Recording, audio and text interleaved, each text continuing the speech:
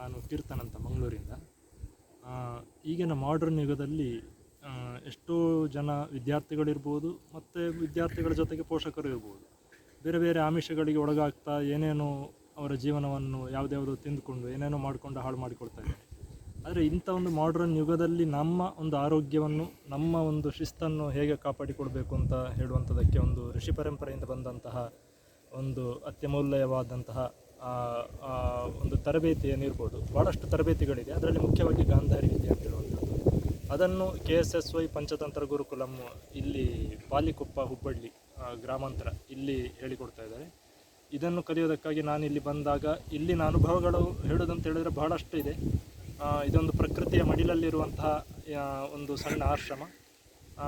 ಈ ಒಂದು ಆಶ್ರಮದಲ್ಲಿ ಬಂದು ನಾವು ಕಲಿಯುವಂಥದ್ದು ಪ್ರಕೃತಿಯ ಒಟ್ಟಿಗೆ ನಾವು ಬೆರೆತು ಬಿಟ್ಟು ನಾವು ಕಲಿಯುವಂಥ ವಿಷಯಗಳು ತುಂಬ ಇದೆ. ನಮ್ಮ ಆಹಾರ ಪದ್ಧತಿ ಇರ್ಬೋದು, ನಮ್ಮ ಶಿಸ್ತು ಇರ್ಬೋದು, ನಮ್ಮ ನಡವಳಿಕೆ ಇರ್ಬೋದು, ನಮ್ಮ ಮಾತುಗಳಿರ್ಬೋದು. ಮತ್ತು ವಿದ್ಯೆ, ಆ ಒಂದು ವಿದ್ಯೆಯನ್ನು ಕಲಿಬೇಕಾದರೆ ನಮ್ಮ ಆಹಾರ ಮತ್ತು ನಮ್ಮ ದಿನನಿತ್ಯದ ಚಟುವಟಿಕೆಗಳನ್ನು ಯಾವ ರೀತಿಯಲ್ಲಿ ನಾವು ಅಳವಡಿಸಿಕೊಳ್ಬೇಕು ಅಂತ ಹೇಳುವಂಥದ್ದು ಭಾಳ ಮುಖ್ಯವಾಗ್ತದೆ. ಅದನ್ನು ಒಂದು ಕ್ರಮಬದ್ಧವಾಗಿ ನಮಗೆಲ್ಲರಿಗೂ ಹೇಳಿಕೊಟ್ಟಿದ್ದಾರೆ ಪೂಜ್ಯ ಗುರೂಜಿಯವರು.